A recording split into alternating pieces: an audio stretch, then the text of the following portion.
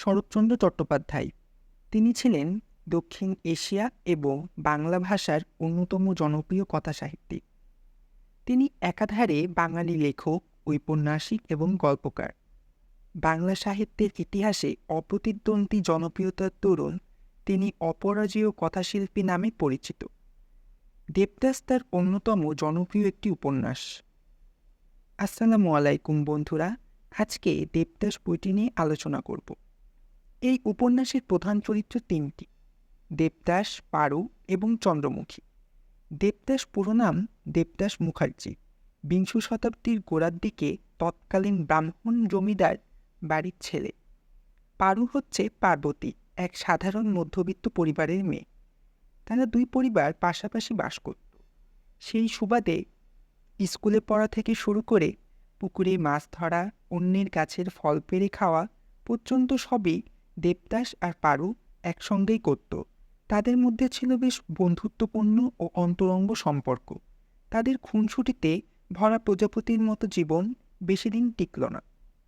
যখন দেবদাসকে পড়াশোনার জন্য পাঠানো হয় কলকাতায়, কালক্রমে দেবদাস কলকাতা থেকে ফিরে এসে দেখে তার পারু বদলে গেছে।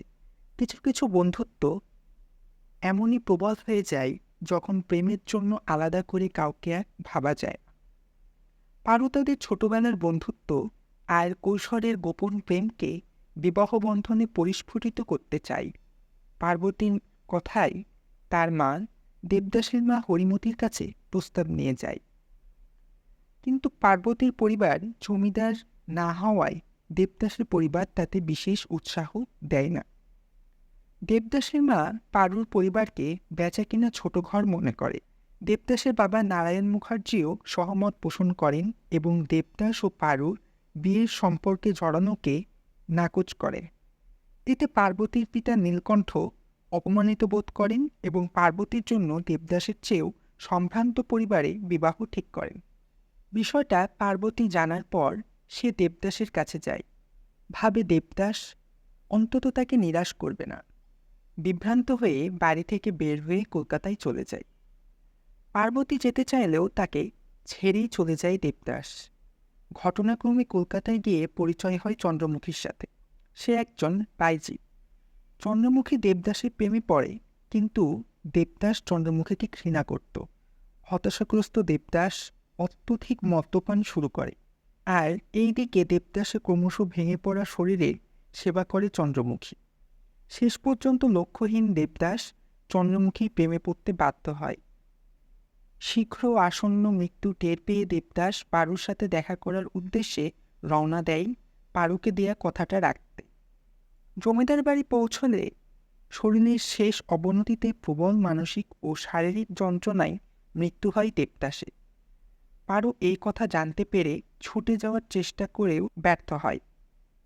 তাকে যেতে দেয়া হয় না, বেরোতে দেয়া হয়নি বাড়ির চৌকাঠ। এই বইয়ের শেষ পরিণতির জন্য দায়ী তৎকালীন সমাজ বৈষম্য আর অহংকারী চেতনা। দেবদাসীর মৃত্যু ব্যর্থ প্রেমীর নির্মম পরিণতি।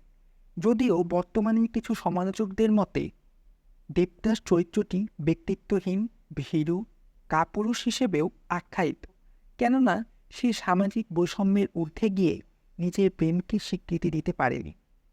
শরৎচন্দ্রের এই বইটি তৎকালীন সামাজিক চিত্র স্পষ্টত তুলে ধরে, তাই এই কাহিনীতে মুগ্ধ হয় পাঠক পাঠিকাগণ। সর্বোপরি উপন্যাসটির নায়ক দেবদাস এই উপমহাদেশের বিরহকাতর চিরায়ত প্রেমিকদের ধ্রুপদী নিদর্শন।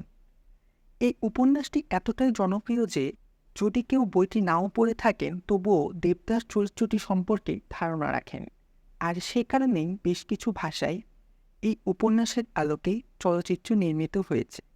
ধন্যবাদ সবাইকে।